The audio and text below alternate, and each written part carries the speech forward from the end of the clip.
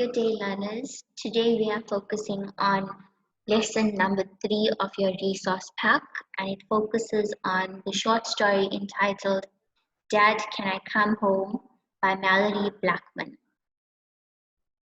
Now, Mallory Blackman is an award-winning children's author. She was born in 1962 and qualified in computer science. She writes for children of all ages. So you should have read and analyzed the story, which was based on a planetary war in space, whereby Eve has experienced a tragic incident whereby she has lost both her limbs and an arm, and she speaks to her father on Earth and asks him if it's okay for her to return, but she uses a very different approach in that. So you should have read and analyzed the story and answered the questions. So before we go on to the answers, I just want to quickly focus on the elements of a short story. Now, these are very important when you are analyzing any short story. So the first point is setting. The setting refers to the time and location in which a story takes place. Now, the setting in the short story is not very clear to us. They do not tell us the time. They only tell us the location, and we know this, that it is based on a planetary war, and this is evident when Eve says there's a time limit on all the comms to Earth. So this indicates to us that she is in space. If we look at the plot, it's a sequence of events in a story or play. So how does the play carry along? What events occur? If we look at the conflict, it's opposition of forces which ties on one incident to another and makes the plot move. Now, there's various types of conflicts. You can get internal conflict, which is conflict within the character, and you could get external conflict where you have maybe, for instance, conflict between characters. So there's various types of conflict. If we look at character, it's the person and his characteristics in a work of fiction. So how are the characters portrayed? What attributes are given to them? How do we know this? Point of view, the angle from which a story is told, and there's various types of point of view that you could write from. First person, second person, third person narrative, or point of view, and each of these points of view have a specific intention that adds to the story. If we look at the theme, it's a central idea or the main point of a story. For instance, in this story, the theme would be the horrors of war, because it clearly shows how the character Eve has been negatively affected by war. In this slide, I've also presented to you a plot diagram, which basically explains the various stages of a story and how it prolongs. You have your exposition, which is the beginning, your rising action, your climax, your falling action, and your resolution. Now, most stories will stick to this plot diagram, and it's how most stories occur. So you must be able to read a story and be able to put in these various aspects into the correct place. Okay, so if we look at the next slide, it focuses on characterization. And there's various ways in which authors present a character to us. They will describe their physical appearance, their emotional, their mental, environmental, social, and spiritual.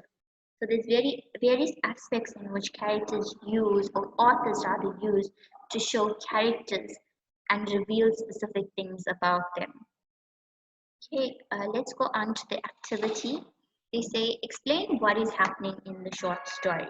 So basically here you are providing a summary, and you would say, the short story, Dad, Can I Come Home, begins by telling us that a father receives a phone call from his daughter, Eve. She is detached to another planet in some planetary war. She calls and she mentions to her father that she has a limited time to speak. Her father cannot see her face, as Eve states that the phone screen is not working. Eve asks her father if he remembers Janice, Eve's co-pilot.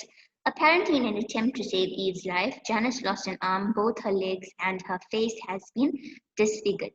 When Eve proposes to her father that Janice would stay with them for good once they return to Earth, her father is reluctant.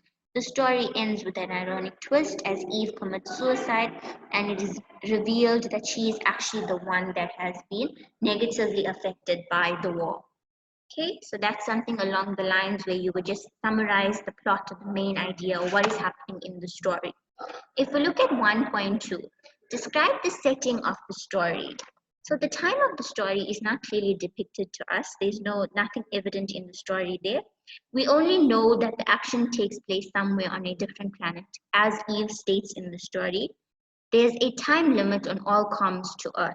So that is indicated to us and it tells us the setting of it.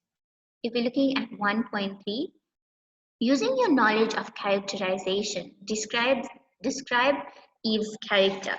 So if you look at Eve's character, you could say something along the lines, okay, physically, if you go back to this slide here, we can explain her character using this image. We could say physically, she is wounded at war and she's lost an arm and both her legs. Some distinctive characteristics about her is that she's a captain of a spaceship. Emotional, we can say yes, she is very emotional, and this is evident by the fact that she's committed to her team. She does not leave her team member behind. She goes back for her. We also can talk about the fact that she's aware of her issue now, her physical ailment, and how it's going to affect her father.